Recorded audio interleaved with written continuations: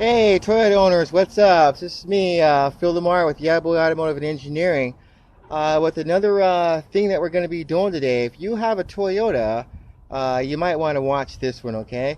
Today we're going to be dealing with a Lexus, which of course is made by Toyota. This is a Lexus LS 400, it's a 2000 model. If you're trying to do a tune-up on this car, you definitely want to pay close attention to this one, alright? Hold on, I'll be right back and show you how we're going to jump into this. Hey guys, sorry for the pause, but yeah, here we are. So again, I'm working with a 2000 Lexus LS 400, of course, which is made by Toyota.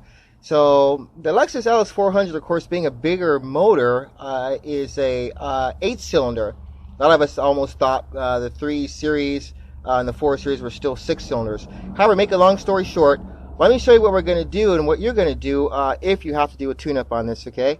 Alright, first place we're going to start, of course, is going to be with the intake cover top. We have 4 bolts on top, which are actually going to be 10 millimeters. You can see them here. There's 1, there's 2, there's 3, and here's 4. You're just going to loosen those up with a 10 millimeter. You're going to go ahead and take your top cover off and move it out of the way so that you have access to the top of the motor. Of course, you're going to see a whole bunch of lines running in that have to do with your evap system, things like that, and stuff that actually needs air and or gasoline. Alright, hold on, we got the cover off. I'm going to show you what else we need to do. I'll be right back. About the pause. Alright, so next step, after you get your intake cover off, up front you're going to see this big cylinder looking thing. Looks like a casket. It's kind of long, goes across the whole front end of the car. This is actually an open, plastic open intake housing. Or not intake housing, but air filter housing. This thing has a couple of 10 millimeter bolts that also are going to be 10 millimeters that you're going to take off. There's going to be one here in the corner next to the battery housing. You're going to take that one off.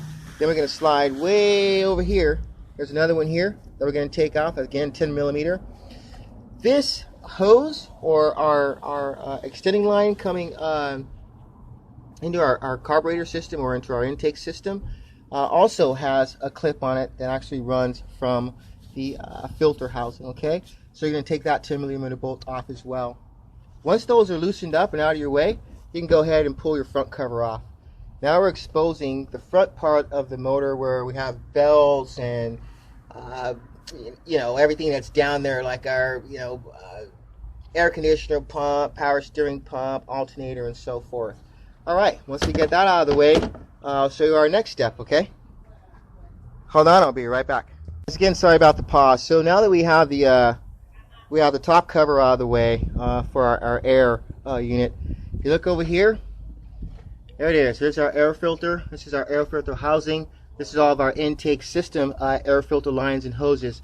Again, I showed you the 3 bolts need to come out of the way. There's going to be 10 millimeter bolts. So again, there's going to be one here and one on the back side. Once those are out of the way, along with the third one, it's going to loosen this up a bit. Don't forget to unloosen your clamps that are going into our intake system. Once this clamp is loose, you're going to be good to go with that. Over here, we have some emission system lines coming in. Make sure you keep an eye on these because they're very thin and they can possibly break.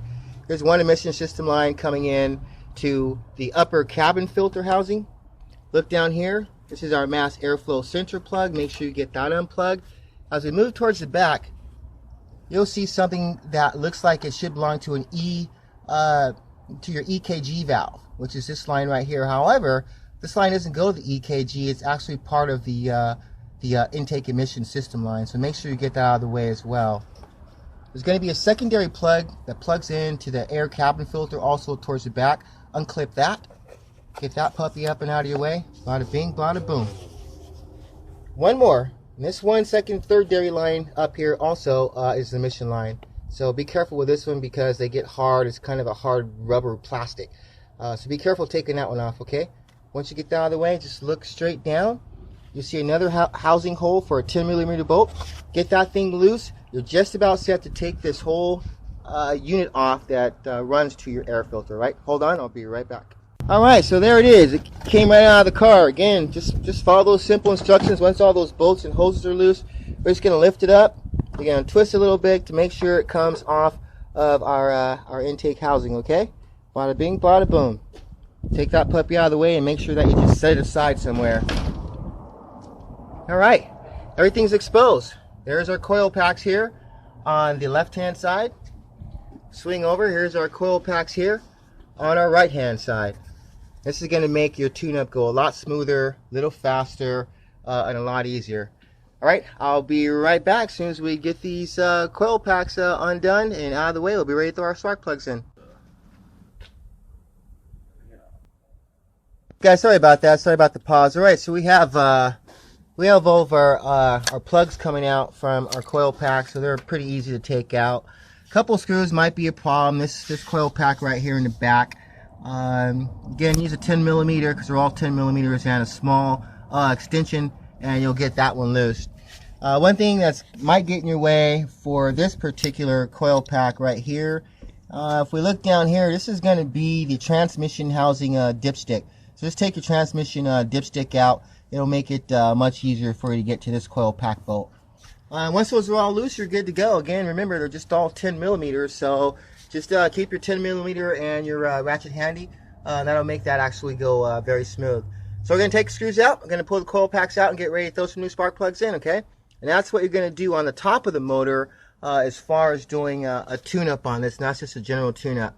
Don't forget to always undo your negative battery cable so that as you're doing this, the computer itself will actually reset. It's important to take this off anyways because you're actually working around a lot of electrical components. But yeah, that's it for the tune-up part of this. And the next step I'll show you is we're just basically going to do an oil change in the bottom and put a new air filter in, okay? All right, you have any questions?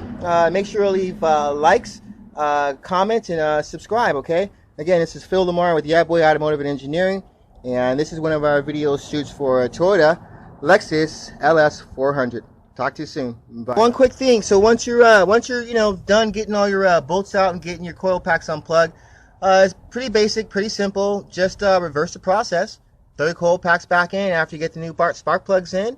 Plug your coil packs back in and just reseat your air filter housing. That's pretty much it, man, as far as your tune-up goes. So don't get duped out there, all right?